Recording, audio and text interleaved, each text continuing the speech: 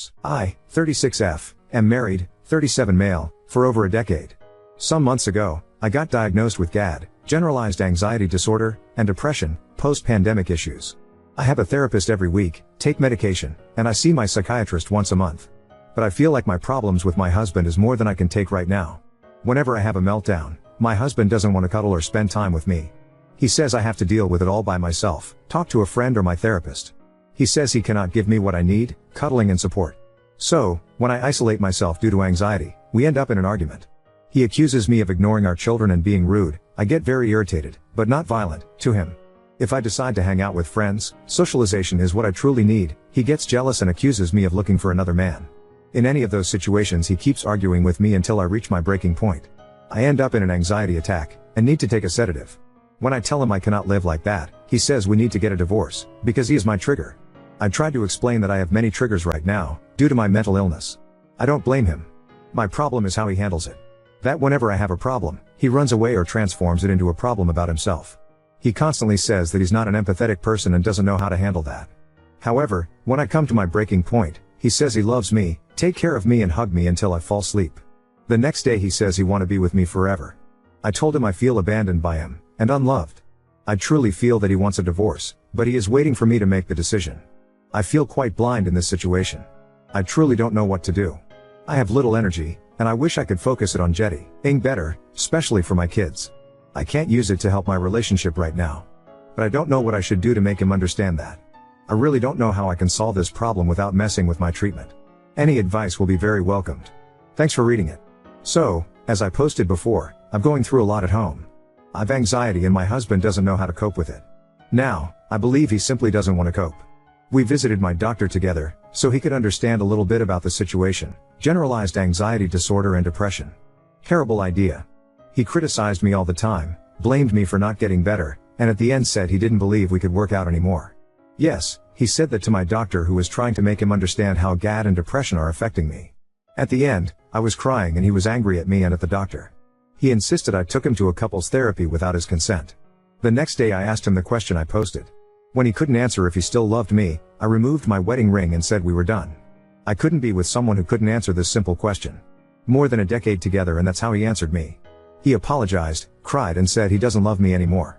My anxiety has destroyed his feelings for me. I'm heartbroken, but relieved, because I couldn't spend my energy on this relationship, when clearly I was the only one fighting for it. At least now, I know it's over. However, I feel lonely, since I will have to fight this mental disorder all by myself, family lives far away. I must get better for my children and I cannot move out right now, nor him. We will have 2 different bedrooms, while sharing the house. We will also talk to a mediator, in order to organize the separation while I'm fighting against GAD and depression. I hope it's gonna help. We have the kids and they don't know yet how to tell them. I feel like I failed this family. And I'm afraid I will end up getting worse. Tell me, how did you cope with all of this, if you went through similar situation in your past? Update 1. I cannot thank you guys enough. I just want to make an update and also vent a little bit. So, after the decision to get separated, things got better at home. I believe that a weight has been removed from our shoulders, so we had almost no arguments. We were being kind to one another and my anxiety got better, as well as my depression. Things were so good that we made the mistake of sleeping together. That gave me lots of hope. Maybe we would find our way back together. After that, we talked. I told him we could not repeat that. I still have feelings for him, so it would hurt me a lot if the sex meant nothing to him. We had a mediation session and tears were all over. We agreed he would no longer hug me when I left in the morning. The mediator said we had to cut those physical connections to avoid repeating the same mistake. Also, he would clear his office, which would become my new bedroom. It was difficult, but we cut off the hugs after a couple days. He, on the other hand, asked for the day off at work. I thought it would be to clean the office, but no. Later he told me he has an internal fight. He didn't want the separation, but he believed that it was necessary, because we were not happy together. I remind him he is the one who doesn't love me anymore, and that I am unhappy due to my depression. A couple days later we were discussing something and messages kept popping up on my phone. It was a Reddit male friend, call X, who has the same name as a friend, call Z, I have over here. This same day, I would go to a party where Z would be attending. My ex got a bit uncomfortable and asked me if Z and I were flirting. I said no, and explained that the messages were from X, who lives in another country. He was clearly jealous, and when I returned from the party, my ex tried to have sex with me, which I denied. The next day, we talked about that and I asked him about his feelings. I assured him I was not interested in other people. Also, that, once again, We could not have sex if he didn't love me anymore. I asked him if he was unsure about his feelings, but he said he was just horny, nothing else. I felt so disrespected. He knew about my feelings and tried having sex with me because he was horny? The next days I kept sending him photos of the new furniture I would need to buy for my new room. I was asking him some advices regarding the size of them. None of them was good, too big, too small, too expensive. After that, I reminded him that he needed to clean the office. I told him that sharing a room was making things difficult for me. So, I asked him if he was having second thoughts, because he was delaying it, plus, he was issues with every suggestion I made regarding the furniture. He didn't even think twice before answering, "Nah, I am being just lazy. You are complicating things." He suggested I could clean it myself. I reminded him that this was his job, and that we had agreed on that during the mediation. Yeah, this super sincere answer hurt, but, now we are back to arguments. Again, he does not accept my emotions and get angry or rude to me, anytime I say something he doesn't like. Update 2. We had a mediation session earlier this week. I spoke about the mixed signals he sent me, how they confused me and gave me hope. The mediator said exactly what you guys said, there is not coming back now, you made your decision clear, Ben, my ex. Can you see how you make her feel? It is not helpful, he cried and apologized to me. After the session I had a very depressive episode where I couldn't stop crying. He put me in bed, gave me my medicine and stayed with me until I fell asleep. This same night he started cleaning the office. Yesterday he went to the store to get my new mattress, so I didn't have to wait for delivery nor do it by myself. He also measured the things I needed and helped me with everything related to the new furniture. I think reality wasn't hitting him so deep down as it was supposed to be. Our next step will be the worst one, to tell the kids what's going on. I already prepared notes to send to their teachers and got a therapist in case they need someone to talk to. Update 3. My ex said something a time ago regarding a lost friendship and I would like to use this metaphor over here. This separation feels like grieving without a body to grieve on. I have to go through all the mourning phases, as if I have lost something. I did lose my emotional support, my confidant and who I used to lean on. I am learning how to walk alone again, and it hurts a lot. However, I am fine. It does not hurt as much as before and I feel less lost. I denied, I got angry, then tried to bargain. I got more depressed and hurt, but finally I arrived at acceptance. Each stage had its own time. I needed help to get over each one of them. I am not ready to date anyone, but I am having a blast getting to know new people. My ex, on the other hand, is having a hard time. He cried a lot last week, got angry, tried to annul the separation and get back together. He asked me to change my passwords, so he would not give in to the desperation to check my phone. I tried to help him, because I am like that. I love him, he is part of my life and my kid's dad. I cannot leave him suffering. So I offered him some help, some support. But also, I respected my limits, my boundaries and I didn't betray my process. I didn't let him kiss me, but I gave him a hug when he needed. I was able to separate each feeling, because I was being his friend, not his wife anymore. And I was able to do that without jeopardizing my progress of acceptance. Now I sleep better, I can concentrate on my job, tell friends about my separation and feel that my anxiety and depression are getting better. I am helping him as much as I can, but I accept that the separation is necessary at the moment. I accept that we might get back together in the future, or not. I am not anxious about it right now. I am accepting the present and the past, and hoping for a better future. And for the first time, in months, I told my therapist that in a couple months I might be able to reduce the dose of my medication. Update 4. So, I went to a birthday party with some friends and I met someone, let's call him Nate. He is very nice, has a beautiful smile, and is also divorced. His ex told him she didn't love him anymore and asked for the divorce. Oh. But there is a problem, he used to be my ex's coworker. So, during the party, he and I talked a lot, due to so much in common. My friend reminded me we were both single and we were definitely enjoying each other's company. The party was amazing and I was drinking a lot, so I decided I would stay for the night in my friend's house. I was sitting on the floor when Nate came to sit close to me with a gorgeous smile. I felt like 1,000 butterflies were in my stomach. We were laughing, talking and he was sitting very, very close to me. Suddenly he tried to kiss me, but I said no. I totally freaked out. I invited him outside so we could talk away from people. I said I thought that being with him would be a bad idea, due to my ex, Ben, knowing him. When his ex asked for the divorce, he was very sad and told my ex about it. They were not friends, but they could have been. Nate told me he was really into me, complimented my beauty and my smile, and held my hand. We were both drinking a lot, so I just gave in and kissed him back. And it was amazing. I was not checking my phone and Ben was trying to reach me out to check if I was really okay. I usually don't drink to the point I cannot drive or take an Uber. So, Ben contacted my friend to ask if I was okay. So, my friend texted me to let me know what was going on, since she knew I was with Nate. She told Ben I was with her, sleeping. When I came home in the morning he started asking me questions, where I was, who I was with. I told him I didn't have to answer him, it was my privacy. So, I found out he checked all my social media accounts and messages, read all my private messages with my friend and wrote nasty things to her due to her lie. He also reached Nate and said nasty things to him too. He said they were friends and that Nate had betrayed him. Furthermore, he used a fake account, as Sexy Girl, to message a guy he thought I was with. Ben said I acted like a 20-year-old girl, who had no responsibilities nor kids, because I came back in the morning. I felt terrible after that. I knew my kids were safe with him, but maybe he is right. He said I need to grow up and not go out drinking again like a young girl. It is not the first time he has told me that. Ben cried all day long, asked me to come back to him, to try again, and that he didn't want to lose me. I told him I didn't believe in his love at all, but he swore he truly loved me, that he was mistaken. I met Nate a couple days later to apologize for Ben's reactions. Nate told me things I didn't remember at all, alcohol. According to him, I called myself too old to make out with someone, not attractive due to some white hairs and a mother's body, and that I didn't deserve his compliments. Nate was gentle and kind to me and said how much he wanted to spend time with me again. He made me feel beautiful and attractive again, and not too old. Nate will be away for 2 months now. He texted me a couple times and we saw each other again before his departure. He said he understands this is all new to me and too soon, but that he would like to take me on a date when he comes back. I, on the other hand, feel like being with him is wrong, very wrong, and sleeping with or going on a date is even worse. Update 5. I hadn't moved out yet. Unfortunately, I currently live in a place where rents are increasing way too much. I cannot afford a place where I could live with my kids. But since we have a counselor, we are setting some strong boundaries. Now, something really creepy. What are the chances Ben and Nate share the same birthday? My friend, who believes in astrology, said this is a bad sign. I don't believe in those things. Update 6. I had a date with Nate and things went amazingly well. After putting my kids to bed, I went out and had a great time with him. We have a very nice connection and spent the night together.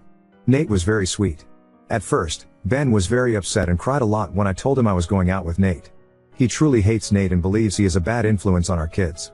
He still implies that Nate is a homewrecker and a horrible person. After a few days, he got better once he found someone to go out with. I found out who she was because she decided to stalk me on social media. Now, Ben goes out with her and he is back to his normal self, a happy single man who can be rude to his ex-wife. When he was alone, he begged me to give him another chance and cried during our meetings while professing his love. Once he found someone, he went back to being rude and reaffirmed to the conciliator that we are better separated. So, clearly, his problem was being alone. I also had a hard time with my depression this last month and had to return to my previous drug dosage. One of the reasons why I am unable to move out is that I am a part-time worker and a part-time student. During the pandemic, I became HSM and had to take care of my baby at home while my kids had online classes and Ben struggled with depression. Once things got back to normal, I decided to pursue my dream of getting a master's degree. Now, with the divorce, I am in a bad spot. To make things worse, my work hours were cut in half a couple of weeks ago, and I got into a car accident the same week and lost my car. These were just some of the bad things that happened last month, and my mental health was wrecked. I feel stuck right now, with less money, a student loan to pay back, and an unfinished degree. At least during those bad moments, I could see who would be there for me. Ben was extremely rude to me when I called him for help after my car accident. I had one of my kids with me, and I was totally lost and nervous. The airbag came out, and I needed a ride home. From the phone call to the moment we went home, he didn't say one nice word to me. On the day I was informed I had lost some work hours, he made me cry in front of the kids. Nate, on the other hand, took me for a walk, so I could cry and swear as much as I needed to. He told me a million times that I can call him anytime, especially if I'm having an anxiety attack. He made it clear he wants to be there for me and even offered me his place if I need to take some days off to recharge. I truly didn't want to find a person right now. I am not one of those people who cannot be alone. I wanted to get better and focus on my mental health, but for some reason, Nate came into my life. He became one of the happy moments I have in my days with his good morning messages. His hugs became a place where I feel safe and happy, and seeing him makes me feel good. It is clear that I cannot start dating him while living with Ben. It feels wrong, and Nate agrees with me. But he told me he is not going to see anyone else besides me and that he is in love with me. He even told his mother about me. Right now, we simply try to see each other once a week, so we can enjoy the time together. Update 7. Hi everyone, I'm looking for some advice and feedback on my current situation with my ex-husband. We've been having ongoing issues with co-parenting, and I'm wondering if his behavior constitutes parental alienation and what steps I can take.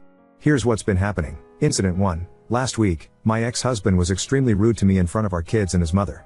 He was supposed to return some library books to the school that were at his place. He has ADHD. When I asked if he had returned them, he said, "I didn't and I won't. I won't do what you demanded me," which I didn't do. If you want them returned, you should return them yourself. His mother spoke to me 2 days later, explaining that she talked to him about his attitude towards me, especially in front of our kids. She mentioned that he was repeating the same behavior his dad exhibited towards her and that the kids would soon realize how badly he treated their mother. Incident 2. Yesterday, we were all together for a farewell dinner for his mother. My youngest ran away from us in the middle of the parking lot. We all spoke at the same time to get her to stop. I was the loudest, yelling, "The cars." She stopped, and my ex decided to scold me for yelling at our child. He said, "Control yourself in front of our kids and his mother again." I stared at him and said, "Don't scold me in front of the kids." He replied, "Go scold our child. I'm not in the wrong here." Private discussion today, when we were alone and away from the kids, I requested him, once again, to please not scold or disrespect me in front of the kids. I explained that if he disagrees with my actions, he should talk to me about it later. I emphasized that his behavior shows the kids that it's okay to talk to their mother that way. He said I was wrong and that I should control myself. He insisted that if the kids were in any danger, I should control my emotions, or he would scold me in front of them again. I explained that dismissing me in front of the kids could be seen as parental alienation. He responded by saying I was wrong and delusional. He refused any advice or guidance from professionals, stating that no matter what psychologists or therapists might say, he has his own opinion and won't change it. He told me he will no longer have this conversation and to sue him if I didn't agree with his behavior. Refusal of mediation and therapy. He has stated that he will not engage in any family therapy or mediation. Despite the existence of a center that helps divorcing couples with co-parenting, he refuses to talk to them. He says that we are not a couple and that his co-parenting is great. He also refuses to speak with a personal therapist, as he doesn't believe he needs it. According to him, any issues we have are because I try to control him. He insists that scolding me in front of them is necessary when I yell at our child, when she runs away from me, claiming he is protecting her. Given these incidents, I'm looking for advice on the following. 1. Parental alienation. Does his behavior constitute parental alienation? 2. Legal steps. What legal steps can I take to address his disrespect and refusal to co-parent cooperatively? I'm in Quebec, Canada. 3. Mediation. Is there a way to enforce mediation or counseling through the court system? Any advice or shared experiences would be greatly appreciated. Now on to second story. Discovered my manager is having an affair with my engaged colleague. I wrestle with revealing the truth as their wedding nears. I have 2 colleagues who are about to get married to each other. Let us call them Joe and Kate. Unfortunately, I know for a fact that Kate is having sex with Peter, who is my direct manager. It's an open secret in the office that Peter and Kate often go on work trips together, and everyone knows it except Joe. This isn't speculation, because about a month ago, Peter and Kate were gone but there was a deadline to meet. So Peter joined one of our meetings via video, and we saw Kate try to sneak behind, undressed. Fortunately, Joe wasn't in the meeting, different team. I am wondering what exactly I should do here? Morally I am against cheating, but also, and I can't stress this enough, I just don't want to deal with the mess of it all. However, the wedding is approaching and I have received an invite. I can't in good conscience go to this wedding when I not what I know. I feel a moral compulsion to tell Joe, but is it even my business? Should I even get involved? Other than this mess, I generally like my office and my coworkers. I am paid well for my role, and other than his less than stellar attitude towards sexual fidelity, Peter is a good manager who has my back. My industry is quite niche, and my skill set is specialized, so finding another job won't be an issue. But, I am comfortable here and really don't want to switch. But every time I see poor Joe around the office, the guilt consumes me. I am so anxious about this, that my appetite has reduced and my husband and I have seriously started looking for a therapist for me to help me deal. Update 1. HR was kind of a joke in my former company. They didn't do anything but perpetuate gossip. No such thing as anonymous complaints. Peter and Kate were different departments, think sales and accounting. The good news, a few days after I submitted the letter to you, I ended up submitting my resignation. I start my new job next month. So far, my coworkers seem nice. We've had one casual hang/mixer organized by the new workplace. Everyone bought food. My brownies were a hit. My new company had been trying to poach me for a while, and I just decided to take the plunge. I truly can't tell you how happy I am to be away from that mess. I've just been relaxing at home now. My former coworkers keep me updated about everything that's happening and safe to say, I left at the right time. Bullets dodged. Peter was blindsided by my resignation, and asked me why I was leaving and if there was anything they could do to keep me, but I refused. I was willing to serve my notice period, but Peter said it wasn't necessary and I could leave immediately since I clearly thought I was better than them. It was in that moment it became clear to me that I'd been telling myself Peter is a good boss, but he clearly isn't. Even your advice touched on this briefly. So I cleared my stuff out by the end of the day, went home, and cuddled with my dogs. Since then, Peter's boss contacted me, asking me to at least serve my notice period. I only responded by sharing Peter's last email to me, where he threatened to have me escorted off company property if I wasn't gone by the end of the day. The grand boss proceeded to call me to convince me to come back. In a rare moment of wanting to be confrontational, I told him I wouldn't feel comfortable coming back because of many reasons, not just Peter's rudeness. I told him all about Peter and Kate. I told him my former company simply didn't have adequate safeguards, so even if I wanted to report this nonsense I couldn't without being afraid of retaliation. My former grand boss clearly wasn't ready for my verbal diarrhea. Said he would call me back, but it has been blessed silence since. On to the actual update, aka what is going on with Peter, Joe, and Kate. The day after I left, Peter and Kate left for another business trip. However, when Kate returned home she realized their house was empty. Completely bare. It would seem Joe had been aware of the affair for a while, and instead of confronting Kate or Peter he'd been lining his ducks in row so he could just up and disappear. He resigned by email, no mention of a notice period. No one knows where he is, or what he is doing. Kate apparently tried to file a missing persons, but Joe had already informed the police he wasn't a missing person. At the same time as Kate came home and realized Joe was gone, his entire family also blocked all forms of communication with her. She tried to show up at Joe's parents' house, only for his parents to claim they don't know her, they never knew her, and if she didn't get off their property they'd call the police. I know all this from my coworkers, who know all this from Kate because she can't stop talking about it at work. She doesn't know why Joe would have done this. Few days after that, she also dumped Peter in a rather public, unhinged way, saying that he hypnotized her, and her life was falling apart because of him. But apparently it didn't stick for long because the next day they were having loud and violent sex in Peter's office during lunch hours. There are rumors circulating that both Peter and Kate are about to be fired. Not sure why they haven't been fired already.